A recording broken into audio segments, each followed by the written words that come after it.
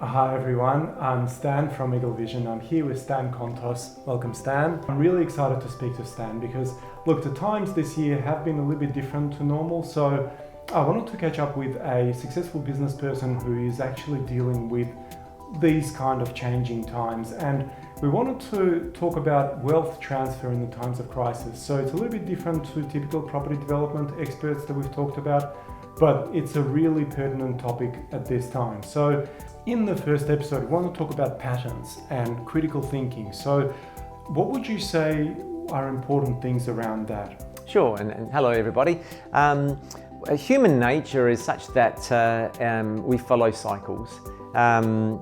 History repeats itself. And so we notice that in the markets. We notice that every 10, 11, 12 years there's this big correction and we never see it coming, and it's a black swan event and so forth, but it happens. And so it's just part of the economic cycle. There's always this built up in the economy, then a crash, then start again, then build up again. So we need to be aware that human beings have patterns which come out into the economy as a pattern. Right. One thing that you mentioned is through the cycles that you've been through, it was important to be contrarian in your thinking. Yeah. How does that work? Once you've been through about 3 cycles, like I have, and I'm sure many of the viewers have, you realize that at the time when it's happening, it all seems quite different, but it's the same. It's a crash. It's a major correction. It's major issues, and front page news every day. There's always a reason for it. So once we know that this happens, and it's a pattern and it's a cycle, we can then remove ourselves from the emotion and go, okay, let's be contrarian about it. What it means is things are going to drop in value, and at some point they're going to be really good value. And as contrarians, what are we going to buy and at what price?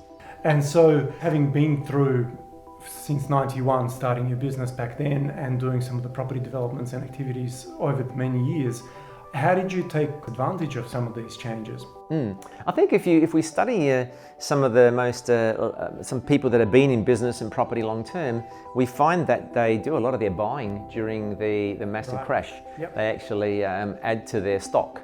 So they'll buy development sites and just put them away in their pipeline because they can buy them cheap. They'll buy shares cheap. Yep. You look at the share markets in March, it was absolutely horrific. Then 2 months later, it's like 30% up. Right. And so, the contrarian investors know that human nature will always turn things around because humans want things to be better. Yep. And they'll always find a way to make it better. So once you know that, you can buy in the dark times and the light will come. Yeah. And wanted to bring up a case study you shared with me a little bit earlier about the share market in the GFC time. Yes. What did you do back then?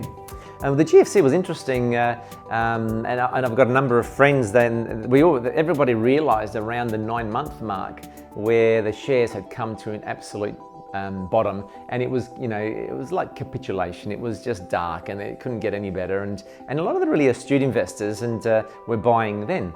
And so, and it's interesting when I talk to those people, because back then I wasn't as educated as they were, and it was interesting. I had 2 key people that were both very good investors, and they both at around the 9-month mark started buying a lot. But in the papers, it was doldrums. It was terrible. And then they did. Fall through. It was, the world was ending. But they did really well.